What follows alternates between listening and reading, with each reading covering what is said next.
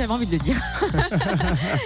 J'aime bien, vous le savez, parce que il y a quelques jours en arrière, Totem, tu as eu la chance d'aller rencontrer Amir pour parler de sa première tournée des Zéniths et donc de son concert demain à Dijon. Exact, il offre sa toute première tournée des Zéniths et ça passe chez nous. Mais alors, il est comment? Raconte un peu, quoi. Bah, tu sais quoi? Il était mal coiffé. Mais n'importe quoi. Non, mais vous avez parlé de quoi? Est-ce que vous avez parlé de ce titre qu'on adore longtemps? Oh bah ça oui, on en a parlé. Mais pas seulement, hein.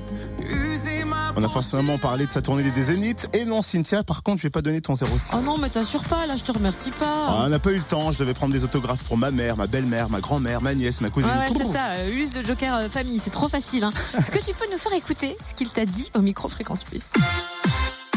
Bon, pour commencer cette interview, Amir, il faut que je te l'avoue, depuis que tu as sorti ton titre, longtemps, qui tourne d'ailleurs énormément sur Fréquence Plus, nous sommes obligés, nous les mecs, de redevenir des lovers. Alors, grâce à cause de toi, c'est voulu? C'était voulu parce que moi aussi, il fallait que je le devienne, tu sais. Franchement, je suis bluffé, moi, par toutes les réactions qu'elle génère. Ça suscite déjà, évidemment... de l'amour et peut-être que ça éveille le romantisme qui est en nous tous, même en moi. Mais au-delà de tout ça, je reçois des dizaines de vidéos de demandes en mariage ou d'entrée de bal avec cette chanson. Elle est sortie il y a à peine 5 mois. Donc ça me touche de voir le chemin qu'elle a pu faire en si peu de temps, où je me suis toujours reproché de ne pas être encore à la hauteur. Et tu t'améliores? Je m'améliore, oui, parce que franchement, j'ai découvert en la chantant que c'était principalement de la pudeur chez moi, peut-être un peu de machisme, d'ego, qui m'empêchait de parler d'amour de façon très directe. J'ai demandé à mon pote Nazim de sortir les mots que je n'oserais pas dire tout seul, mais évidemment que c'était mon intention dès le départ d'avoir une chanson d'amour, et je le ressens à tous les niveaux. Il suffit que je monte sur scène dans mon concert maintenant pour que les gens me disent chante-nous longtemps. Alors je fais exprès de la garder pour la fin du spectacle, pour les tenir en haleine, mais ouais, il y a un vrai phénomène qui se déroule autour de ce morceau et qui, moi, me surprend beaucoup. Cette chanson longtemps, j'imagine, on la retrouve dans tes concerts. Il y a quelques mois en arrière, tu faisais la tournée dite des petites salles. Là, tu t'offres carrément la tournée des Zéniths de France. Qu'est-ce qui t'a poussé à faire cette tournée des Zéniths? Je pense que j'ai toujours été quelqu'un de très ambitieux.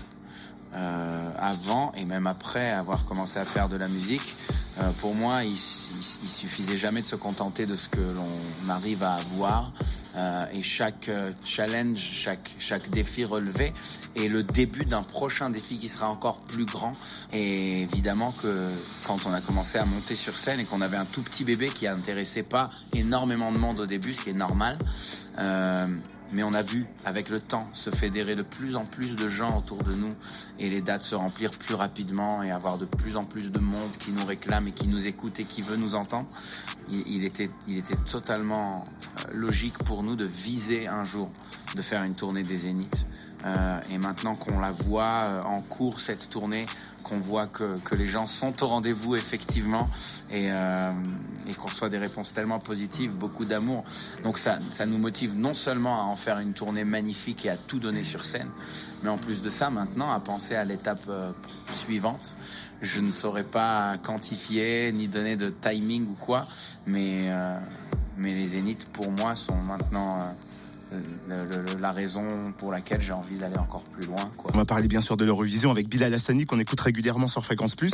Toi, tu es un soutien 100% affiché pour Bilal Hassani. Pour quelle raison? Je crois qu'aujourd'hui, plus que jamais, on tient un candidat qui a le potentiel de positivement choquer. Ce garçon-là, à mon sens, défend des valeurs qui sont d'actualité, qui éveillent le cœur des gens à se questionner. Au-delà de tout ça, c'est aussi un bel artiste qui est très doué. Donc je pense qu'on a quelque chose avec un fort potentiel qu'il faut soutenir. Et c'est le point de départ duquel je voudrais partir. Et j'espère que les idiots qui parlent sur les réseaux sociaux vont vite se calmer et réaliser que ces attaques gratuites-là sont très malsaines et montrent un mauvais visage de notre société. Oh, mais il a raison, moi il mâche pas ses mots, Amir. Ridicule, ouais. Merci à Amir pour ces minutes accordées à notre micro Fréquence Plus. Cette interview, vous la retrouvez en replay sur le fréquenceplusfm.com.